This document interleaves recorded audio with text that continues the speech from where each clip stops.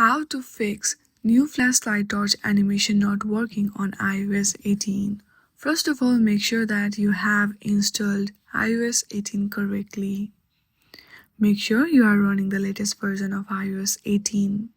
Once you check that, open your control center and check your battery percentage. To use new flashlight torch animation, your battery must be more than 20%.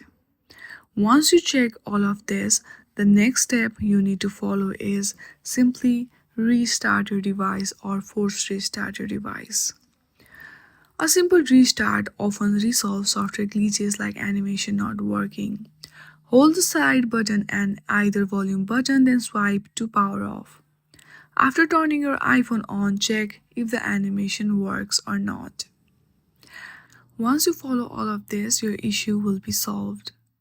I hope you like this video. If you like this video, then please do not forget to like and subscribe to our channel. Thank you for watching.